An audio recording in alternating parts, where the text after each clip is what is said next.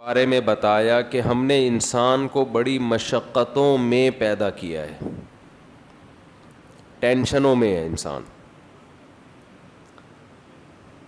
دنیا میں کوئی ایسا آدمی جو بالکل ریلیکس ہو، کسی قسم کی کوئی ٹینشن اسے نہ ہو، مارکیٹ میں تلاش کرنے سے آپ کو ایسا آدمی نہیں ملے گا۔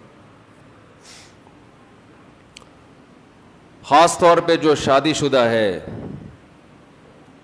اس کے بارے میں تو میرا خیال ہے، وہ میں اکثر بتاتا ہوں کہ ایک آدمی کی بیوی اس کا سر دبا رہی تھی اور کہنے لگی کہ کیا شادی سے پہلے بھی آپ کا کوئی سر دباتا تھا؟ اس نے کہا کہ پہلے درد ہوتا ہی نہیں تھا۔ مسائل ہیں، ٹینشنیں ہیں۔ اللہ قرآن میں کہتا ہے کہ میں نے انسان کو مشقت میں پیدا کیا، یعنی وہ ٹینشنوں کے ساتھ ہی جیے گا۔ یہ ہے کہ کسی میں ٹینشن کم ہوتی ہے، کسی پہ زیادہ ہوتی ہے، کوئی ٹینشن لیتے کم ہیں، محسوس کم کرتے ہیں، فیل کم کرتے ہیں، کچھ پارسل کا انتظام ان کے پاس زیادہ ہوتا ہے، ٹینشنیں اپنی ٹینشن دوسروں کو پارسل کر رہے ہوتے ہیں۔ ایک طریقہ تو آپ کو بتا دوں ٹینشن پارسل کرنے کا۔ ایک صاحب کہنے لگے کہ میں نے ایک آدمی کا قرضہ دینا ہے، بڑی ٹینشن ہو رہی ہے، تنگ کر رہا ہے۔ میں نے کہا ٹینشن پارسل کر دو۔ کہہ رہے کیسے پارسل کروں؟ میں نے کہا اس کو بولو نہیں ہے۔ تو جو ٹینشن آپ کو ہو رہی ہے کس کو ہونا شروع ہو جائے گی؟ ہماری قوم تو یہی کر رہی ہے نا کہ اپنی ٹینشن دوسرے کو۔ خیر ابھی میرا ٹینشن پہ بیان نہیں ہے کہ ٹینشن کیسے ختم کی جاتی ہے، ٹینشن کا علاج کیا، یہ تو مستقل اس پر کئی بار بیان ہو چکا ہے۔ ابھی تو میں یہ بتانا چاہتا ہوں کہ ان پریشانیوں میں ہمیں سبق کیا ملتا ہے۔ قرآن نے اس صورت میں اس سبق کو ہائی لائٹ کیا، اس میں لیسن کیا ہے۔ اَيَحْسَبُ أَن لَّن يَقْدِرَ عَلَيْهِ أَحَدٌ، یہ لیسن ہے، اس میں سبق ہے، یہ میسج ہے قرآن کا کہ تم جو اتنی پریشانیوں میں ہو، اس کا مطلب اس دنیا کے بادشاہ تم نہیں ہو، اس پہ کنٹرول تمہارا نہیں ہے۔ اس کے بعد بھی تم یہ سمجھتے ہو کہ تم پر کسی کو قدرت نہیں ہے، کوئی تم سے بڑا نہیں ہے، تو یہ تمہاری بھول ہے، یہ تمہاری غلط فہمی ہے۔ سمجھ میں آ رہی ہے بات؟ دنیا میں آج بڑا مسئلہ یہ ہے کہ ہر آدمی اپنے آپ کو محلے کا دادا اور محلے کا باپ سمجھنے لگا ہے۔ بیٹا اپنے آپ کو گھر کا سربراہ سمجھتا ہے، بیوی اپنے آپ کو گھر کا سربراہ سمجھتی ہے، اولاد اپنے آپ کو سمجھتی ہے کہ ہماری چلنی چاہیے اس گھر میں، عوام یہ سمجھتی ہے کہ اس ملک میں ہماری رائے چلنی چاہیے، سربراہ یہ سمجھتے ہیں کہ ہم نے ہی سب کچھ تھوپنا ہے اپنی مرضی سے۔ ہر آدمی یہ سمجھتا ہے کہ جو میری کھوپڑی میں آ رہا ہے وہ درست ہے، سامنے والے کی کھوپڑی جو کہہ رہی ہے وہ بولو غلط ہے۔ تبھی اکثر یہ جملہ سنا ہوگا، بھائی میں اپنی رائے پہ چلتا ہوں، میں نہیں مانتا کسی کو، میرے دماغ میں آئے گا جو آئے گا میں وہ کروں گا۔ یہ ڈائلاگ بڑا اس کو سمجھا جاتا ہے یہ کسی کا مقلد نہیں ہے، یہ محقق ہے، یہ جو اس کی کھوپڑی میں آتا ہے یہ وہ کرتا ہے۔ دو انتہائیں ہیں جس میں اس وقت دنیا چل رہی ہے۔ ایک انتہا تو یہ ہے جو کچھ لوگ اس میں مبتلا ہیں کہ کھوپڑی کا سرے سے میں پیار سے عقل کو کھوپڑی کہتا ہوں، معذرت کے ساتھ عقل کو میں پیار سے کیا کہتا ہوں کیونکہ کھوپڑی میں ہی ہوتی ہے نا۔ ایک دنیا میں قوم ایسی ہے جو سرے سے عقل کا استعمال کر ہی نہیں رہی ہے، ایسے لوگ بھی ہیں دنیا میں۔ اصل میں وہ بھی عقل کا استعمال کر رہے ہوتے ہیں لیکن ان کی عقل ان کو یہ کہہ رہی ہوتی ہے کہ عقل کا بالکل استعمال کرو ہی نہیں۔ عقل وہ بھی استعمال کر رہے ہوتے ہیں لیکن غلط استعمال نہ، کہ وہ کہتے ہیں عقل یہ ہمارے پیر صاحب ہیں، یہ ہمارے بزرگ ہیں، یہ ہمارے مرشد ہیں، یہ ہماری پرمپرا ہے، یہ ہمارا خاندان ہے، جو یہ کہے گا ہم نے اس کو فالو کرنا ہے۔ ہمارے معاشرے میں جو جہیز کا رواج ہے, ساری دنیا کے جس کو بھی بٹھاؤ بولے گا بے غیرتی ایک نمبر کی, لیکن چل رہا ہے مارکیٹ میں کہ نہیں چل رہا؟ کیا ہو گیا بھائی؟ جواب دینا پڑے گا آپ لوگوں کو یار. چل رہا ہے بے غیرتی ایک نمبر کی, لیکن چل رہی ہے مارکیٹ میں. کیسے چل رہی ہے؟ وہ ایک آدمی نے کہا نا کسی کو کہ بھائی ایک رشتہ ہے تمہارے لیے, لیکن تمہیں گھر داماد بننا پڑے گا. ہم سب کا ہم یہ لطیفہ سن کے ہنستے ہیں, لیکن ہم سب کی حالت ایسی ہی ہے جیسی اس لطیفے میں. تو بندے کو رشتہ نہیں مل رہا تھا, کسی نے کہا تمہارے لیے ایک خاتون کا رشتہ ہے, لیکن تمہیں گھر داماد بننا پڑے گا. اس کو غصہ آیا, ایک دم غیرت جاگی. کہہ رہے یار یہ بے غیرتی, میں سسرال کے ٹکڑوں پہ پلوں گا ہے, یہ بے غیرتی, میرے بچے بھی سسرال کے ٹکڑوں پہ پلیں گے, یہ بے غیرتی. تو بے غیرتی سوچ کے پھر خیال آیا کہ یار سہولت بہت ہے. سہولت کیا ہے؟ فری پھوکٹ کے مزے ہیں. تو بڑے جوش میں یہ بے غیرتی, آخر میں کہہ رہے قبول ہے. آخر میں کہتا ہے کیا ہے؟ قبول ہے یار. بے غیرتی چھوڑو, بے غیرتی کیا ہوتی ہے, مزے کتنے آپ خود اندازہ لگاؤ نا. اپنے خرچے پہ پالنا آسان ہے کیا؟ تو سسرال کے خرچے پہ پلو. خدا کی قسم بے غیرتی گئی ایک طرف, مزہ ہے یا نہیں ہے؟ آپ لوگ نئے لوگ ہیں, ایک مزے پہ ایک لطیفہ لازمی سناتا ہوں میں. جو بیچارے پرانے ہیں ان سے پیشگی معذرت, کیونکہ کچھ لطیفے میرے بڑے پرانے ہو گئے ہیں, لوگ سن کے تھک گئے ہیں. لیکن یہاں بہت سارا نیا مجمع بیٹھا ہوا ہے, تو وہ اس میں مزہ بہت آتا ہے اس میں. اور وہ جو میں میسج دینا چاہ رہا ہوں نا, وہ بھی لطیفے سے اچھی طرح سمجھ میں آئے گا. ایک آدمی کہیں رشتہ لینے کے لیے گیا, تو لڑکا چائے میں بسکٹ ڈبو کے کھا رہا تھا. تو لڑکی کے ابا نے دیکھا ایٹیٹیوڈ نہیں ہے, اس کو تمیز نہیں ہے, انکار کر دیا.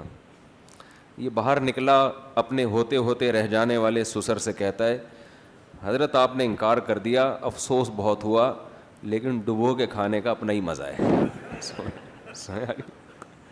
کیا ڈبو کے کھانے کا اپنا ہی مزہ ہے. تو بے غیرتی اپنی جگہ, جہیز لعنت ہے, بے غیرتی ہے, بچیاں گھروں میں برباد ہو رہی ہیں, لیکن یار لینے کا اپنا ہی مزہ ہے. تو ایک دنیا میں وہ قوم ہے جو عقل سرے سے استعمال کرتی ہی نہیں ہے, باپ دادا کی. اس میں صرف ہندو سکھ عیسائی نہیں ہے, اس میں بہت سے مسلمان بھی مبتلا ہیں. ہماری رسومات, ہماری قوم, ہماری پرمپرا, ہمارے باپ, ہمارے اماں کیا کرتی تھیں, ابا کیا کرتے تھے, لوگ کہہ رہے ہوتے نا ہماری روایات ہیں یہ. او بھائی روایات کا رزلٹ کیا نکل رہا ہے, اس کا بیڑا غرق ہو رہا ہے سوسائٹی کا. تو چھوڑو روایات کو, یہ روایات ہیں.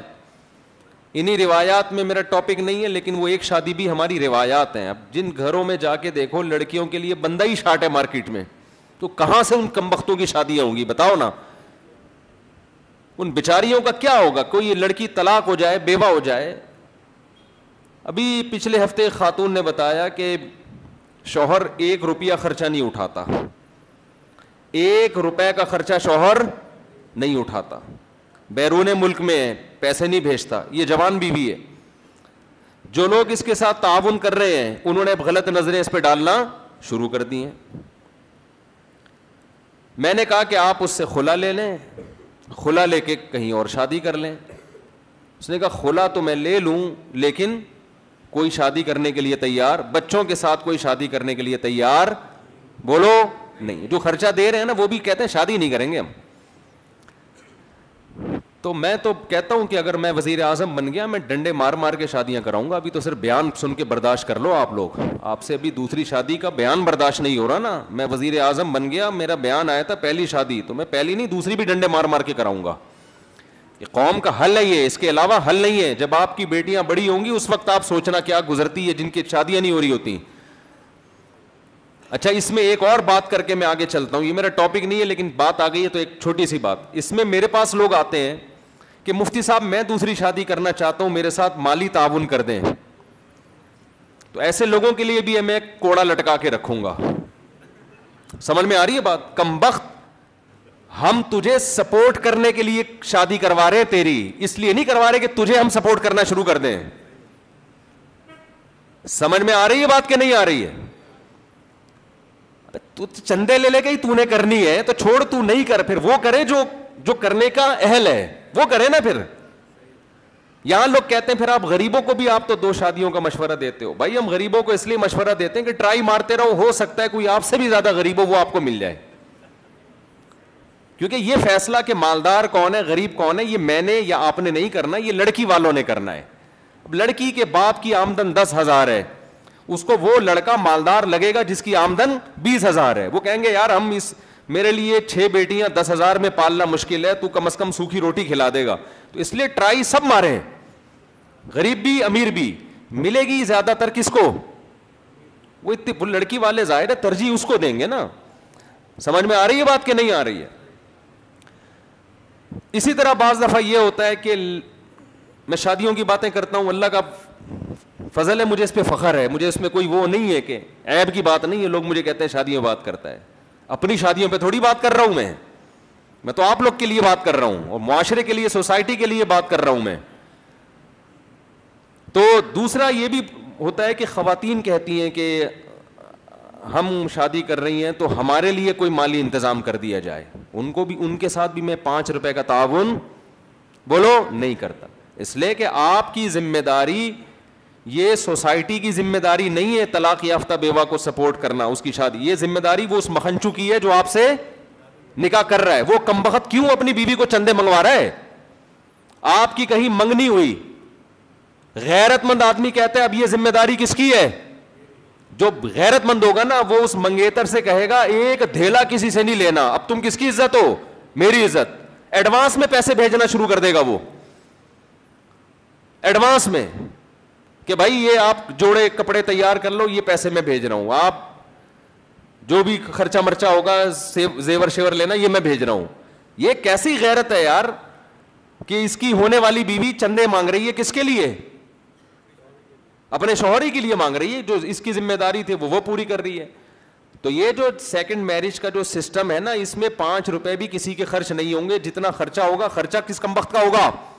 اس دولہا کا ہوگا جو کمبخت بیان سن کے شادیوں کا جوش پیدا ہو رہا ہے لیکن اس میں خرچہ کرنے کے لیے اس کا ظرف نہیں بن رہا، تو اس کو کرنا پڑے گا. اس لیے اس میں لوگ ہمارے پاس رابطہ کرتے ہیں، میں کر رہا ہوں تو مالی سپورٹ کریں. تو میں یہ دیکھ رہے ہیں نا آپ لوگ ان کے حوالے کر دوں گا. ایک دفعہ ایک صاحب میرے پاس آئے، کہنے لگے کہ میں آپ کے بیانات سے بہت متاثر ہوا ہوں. آفیسر تھے وہ. میں نے کہا چلو کوئی تو انسپائر ہوا نا. اچھا یہ بھی ایک بات بتا دوں، یہی ناظم آباد میں جب میں نے یہ ٹاپک شروع کیا نا 2 شادیاں کو رواج ڈالو، میرے بیانات پر مسجد میں پابندی لگی ہے. ایسا مجھے مسجد سے نکالا ہے.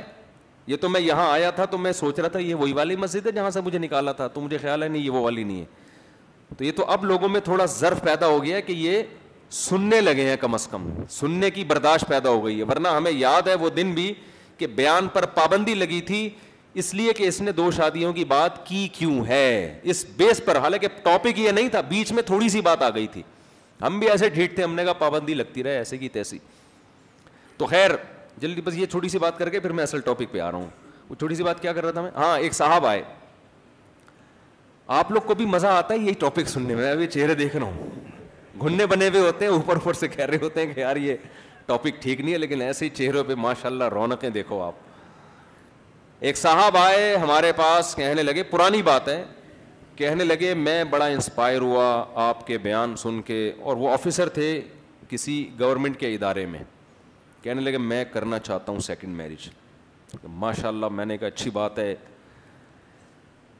کہنے لگے لیکن کچھ میری ریکوائرمنٹ ہے، کچھ مطالبہ ہے. میں نے کہا جی. کہتے ہیں مجھے ایک ایسا رشتہ چاہیے جس کا گھر اپنا ہو. اچھا مجھے ایک گھر لے گئے تھے وہ باقاعدہ کہ بڑی سیکرٹ قسم کی بہت امپورٹنٹ بات کرنے والے ہیں. مجھے گھر لے گئے اپنے.